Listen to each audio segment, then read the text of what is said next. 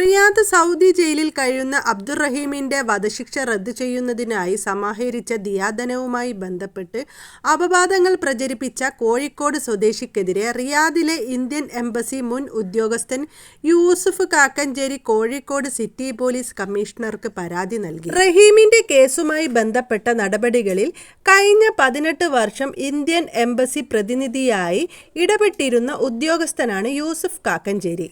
ഔദ്യോഗിക കാലാവധി പൂർത്തിയാക്കിയതിനു ശേഷം കഴിഞ്ഞ മാസം നാട്ടിലേക്ക് മടങ്ങിയിരുന്നു അദ്ദേഹം. കോഴിക്കോട്ടെ പ്രമുഖ വാഹന ഷോറൂമിൽ നിന്ന് കാർ വാങ്ങുന്നതിന്റെ ചിത്രം പകർത്തി തെറ്റിദ്ധരിപ്പിക്കും വിധം ക്യാപ്ഷനുകൾ കൊടുത്ത് വാട്സപ്പ് വഴിയും യൂട്യൂബ് വഴിയും പ്രചരിപ്പിക്കുകയും ദിയാധനത്തിനായി പിരിച്ച തുകയിൽ നിന്നാണ് ഇതെല്ലാം ഉണ്ടാക്കുന്നതെന്നുള്ള പരോക്ഷമായി സൂചിപ്പിച്ചുള്ള അപവാദം നടത്തുന്നത് ശ്രദ്ധയിൽപ്പെട്ടതിനെ തുടർന്നാണ് യൂസുഫ് കോഴിക്കോട് സിറ്റി പോലീസ് കമ്മീഷണർക്ക് പരാതി നൽകിയത്. അതേസമയം സൗദി ജയിലിൽ കഴിയുന്ന റഹീമിന്റെ കേസ് സൗദി കോടതി കഴിഞ്ഞ ആഴ്ച പരിഗണിച്ചെങ്കിലും വിധി ഉണ്ടായില്ല. തുടർച്ചയായി 9 തവണയാണ് റഹീമിന്റെ കേസ് സൗദിയിലെ കോടതി നീട്ടിവെക്കുന്നത്. കോടതി ആവശ്യപ്പെട്ടതിനനുസരിച്ച് ഗവർണറേറ്റ് ആഭ്യന്തര മന്ത്രാലയത്തിൽ നിന്ന് കേസ് ഫയലിന്റെ ഹാർഡ് കോപ്പി ആവശ്യപ്പെട്ടിട്ടുണ്ട്. കേസ് ഈ മാസം 18-ന് വീണ്ടും പരിഗണിക്കും. സൗദിയിലെ ഒരു കുട്ടി കൊല്ലപ്പെട്ട കേസിലാണ് നിലവിൽ റഹീം ജയിലിൽ കഴിയുന്നത്.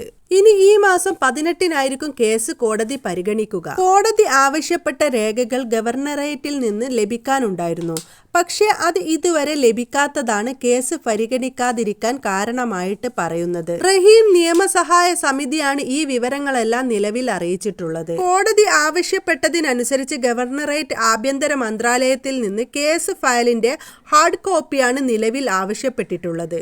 അത് കിട്ടിയാൽ ഉടനെയായിരിക്കും ഈ കേസുമായി ബന്ധപ്പെട്ട അടുത്ത ഒരു നടപടിക്രമം നടത്തുക. നിലവിൽ കേസുമായി ബന്ധപ്പെട്ട് റഹീമിന്റെ അഭിഭാഷകൻ കഴിഞ്ഞ ദിവസം റിയാദിലെ ഗവർണറെ കണ്ടിരുന്നു.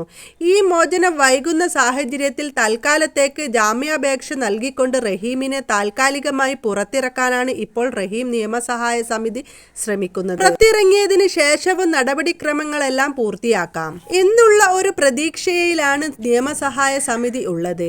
എന്താണ് കേസ് ഇത്രമാത്രം അനിശ്ചിതമായി നീണ്ടുപോകാൻ കാരണം എന്നുള്ളതിൽ ഇപ്പോഴും വ്യക്തമായിട്ടില്ല. സൗദി പോലുള്ള രാജ്യത്ത് നമ്മളെ രാജ്യങ്ങളെ പോലെയല്ല. പണമുള്ളവർക്കൊരു നീതി, പണമില്ലാത്തവർക്കൊരു നീതി, അങ്ങനെയല്ല. അവിടെ എല്ലാ നടപടിക്രമങ്ങളും കൃത്യമായിട്ട് നടന്ന് കോടതിയുടെയും ഗവൺമെന്റിന്റെയും നിയമമനുസരിച്ച് അത് മുന്നോട്ടു പോകും. അവിടെ എല്ലാവർക്കും തുല്യ നീതിയാണ്. നമ്മുടെ രാജ്യത്ത് ഇന്നും നീതി ലഭിക്കാത്ത എത്ര പേരുണ്ട്? സൗമ്യക്ക് നീതി ലഭിച്ചോ? വയനാട് വെറ്റിനറി കോളേജിൽ മരണപ്പെട്ട സിദ്ധാർത്ഥിന് നീതി ലഭിച്ചോ? സിദ്ധാർത്ഥ് ആത്മഹത്യ ചെയ്തതാണോ, സിദ്ധാർത്ഥിനെ കൊല്ലിച്ചതാണോ, കൊന്നതാണോ എന്നൊന്നും ഇതുവരെ തെളിഞ്ഞിട്ടില്ല. നമ്മുടെ കേരള പോലീസിന് തെളിയിക്കാൻ കഴിയാഞ്ഞിട്ടല്ല. കർണാടകയിൽ കൊല്ലപ്പെട്ട ഡോക്ടർക്ക് നീതി ലഭിച്ചോ? ഇന്ന് നമ്മൾ ഷഹബാസിന്റെ നീതിക്ക് വേണ്ടി മുറവിളി കൂട്ടുന്നു. അതിലൊക്കെ നമുക്ക് എത്രത്തോളം പ്രതീക്ഷിക്കാം? അങ്ങനെ എത്ര പേർക്ക് നീതി കിട്ടി, എത്ര പേർക്ക് നീതി കിട്ടിയിട്ടില്ല? കൂടുതൽ പേർക്കും നീതി കിട്ടാത്തവരായിരിക്കും. പക്ഷെ അതേപോലെയല്ല സൗദി പോലുള്ള രാജ്യങ്ങൾ.